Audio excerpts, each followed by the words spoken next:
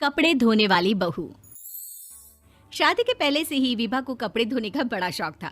कभी नल के नीचे तो कभी तालाब के पास। अरे मेरी नीली वाली लुंगी नहीं दिख रही है। विभा की अम्मा, कहाँ रखी है लुंगी? अरे वो तो विभा ने परसों ही धोकर रखी थी आपकी अलमारी में, देखो वहीं होगी। वो ना मैंने आज धो दी, मुझे लगा कि गंदी हो गई होगी। अरे कैसे गंदी हो गई थी? उसे तो मैंने पहना भी नहीं। हे भगवान, इस लड़की के कपड़े धोने की आदत से परेशान हो गया हूँ मैं। जितना तो घर में राशन नहीं आता, उससे कहीं ज्यादा डिटर्जेंट पाउडर का खर्चा है। इसकी शादी करवा दो, शादी जाए अपने घर में ही करे काम, फिर चाहे घर के कपड़े धोने हो या पूरे गांव के। हाँ ठीक बोल रही हूँ, देखता हूँ मैं कोई लड़का। वो दिन भी आ जाता है जब विभा को देखने लड़के वाले आ जाते हैं। लड़की मुझे अच्छी लगी। होने वाली सास कहती है, बेटी अगर कुछ पूछना है तो पूछ लो। वैसे तो हमारी लड़की बहुत ही शर्मीली है, जो बोल दो वो मान लेती है, इसे क्या पूछना होगा। अरे कैसी बात कर रही हो माँ, मुझे इन लोगों के घर रहना है, सवाल तो कई है। हाँ हाँ बेटा, पूछ लो ना, क्या पूछना है। आप लोगों के घर कपड़े कौन धोता है? सास का मुंह बन जाता है।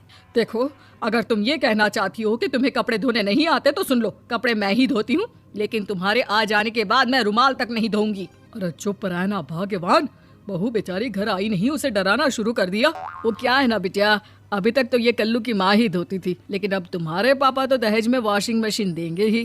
तभी विभा की माँ बोल पड़ती है, सवाल भी पूछा तो क्या। वैसे भाई साहब, मशीन की तो फिर भी कपड़े धोने की कैपेसिटी होती है। मतलब जो बिटिया दे रहे हैं ना विभा, इसे कपड़े धोने का बहुत शौक है। ये आप लोगों के क्या, आस पड़ोस गांव मोहल्ले सबके कपड़े धो दे और उफ तक ना करे। बाहर देखा नहीं आपने कितने कपड़े सूख रहे हैं?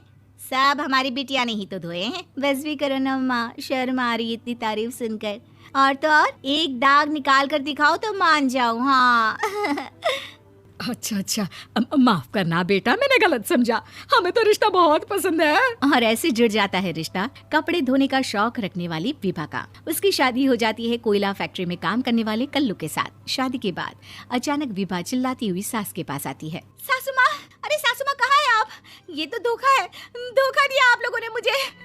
इस ससुर के चक्कर के बारे में पता चल गया। अरे तो उसमें तुझे क्यों धोखा मिला है? अरे नल में पानी नहीं आता, कपड़े कैसे कब धुलेंगे? अच्छा, तू पानी नहीं आ रहा उसकी बात कर रही है? तो आपने क्या सोचा? कुछ नहीं। अच्छा, तेरी माँ ने कहा था कि कपड़े धोने का शौक है तुझे, याद आया मुझे। शौक बोलकर कपड़े धोने वाले मेरे जुनून को कम ना आके सासू माँ, कपड़ा धोना मेरा गुरूर है। तभी पति भी वहाँ आ जाता है। अभी मैंने इसे सनी देओल की फिल्म दिखाई है, उसी के डायलॉग मार रही है माँ। अच्छा सुन, साफ साफ बता रही हूँ, पानी सुबह 4 से 6 और शाम को 10 से 12 आता है, समझी? विभा टाइमिंग सुनकर हैरान हो जाती है। ये क्या भूतों का मोहल्ला है? सुबह 4 बजे उठकर कौन कपड़े धोता है? 4 बजे टंकी में पानी जाता है, फिर सारा दिन धोना ना, किसने मना किया? अरे कैसी बात कर रही हैं? 200 लीटर की टंकी में कितने कपड़े धो लूंगी मैं? सुबह ही उठ जाऊंगी मैं। अब क्या था, विभा सुबह 4 से लेकर रात के 12 बजे तक कपड़े ही धोती रहती। एक रोज सास पड़ोस से निकलकर कहीं जा रही होती है कि साथ वाली कहती है, हाँ कल्लू की माँ, जरा ये बताओ कि 2 साड़ी है, 2 ब्लाउज और एक पेटीकोट और एक नाड़े वाला लंबा कच्छा। हाँ तो? अरे तो क्या, कितना लोगी धुलाई ये बताओ। धोबन दिख रहे हैं हम क्या? हमारे पति सरकारी नौकरी से अभी रिटायर हुए हैं और बेटा सुपरवाइजर है कोयला फैक्ट्री में। धोबन समझ रखा है हमें? हाय रे कल्लू की अम्मा, माफ कर दो, वो तो मोहल्ले में यही सब बता रहे थे कि तुमने बहू को कपड़ा धुलवाने के काम में लगा दिया है। सास को पड़ोसन की बात सुनकर गुस्सा आ जाता है। वो घर पहुंचती है जहां घर के बाहर ही इतने सारे कपड़े सूख रहे होते हैं जितने कि किसी धोबन के घर पर। अरे ओ कल्लू की दुल्हन, बाहर निकल। माँ जी यहीं आ जाओ, बाथरूम में चादर धो रहे हैं हम। अरे अभी हम धोते हैं, तुमको बाहर निकलो। ये आस पड़ोस वाले बोल रहे हैं कि हम बहू से कपड़े धुलवा कर उसे कपड़ा धोने वाली बना दिए हैं। अरे छोड़ो ना माँ जी, किन लोगों की बातों में आती हो? आस पास के लोगों का तो काम ही होता है कि वो किसी तरह सास बहू को लड़ा दे। बहू सारे घर के कपड़े धोती है, ये क्या कम है? बोलिए। सास को भी लग जाता है कि वो बहू का ये सनकीपन नहीं छुड़वा सकती, इससे अच्छा है कि खुद ही चुप हो जाए। एक रोज सास और बहू मंदिर जाते हैं, जहाँ सास की साड़ी वहाँ खड़ी भीख मांगने वाली से मिलती है। माँ जी क्या बात है, आपकी साड़ी उस भिखारन से कितनी मिल रही है ना? हाँ देखो तो, दोनों की साड़ी मिल रही है। क्या बात है कल्लू की अम्मा, तुम खुद को तो अफसर की बीवी बताती हो और ऐसी सिंपल सी प्लेन साड़ी पहनकर घूमती हो। सिंपल और प्लेन नहीं है ये साड़ी। तो क्या सोने के धागे से फूल बने हैं? कुछ भी सासू माँ, कुछ भी। हाँ बने थे इस साड़ी में सोने के धागे से फूल। मेरे पति लेकर आए थे मद्रास से स्पेशली मेरे लिए 10,000 की। लगता है भाई साहब इस भिखारन के लिए भी सेम टू सेम साड़ी लेकर आए होंगे 10,000 की।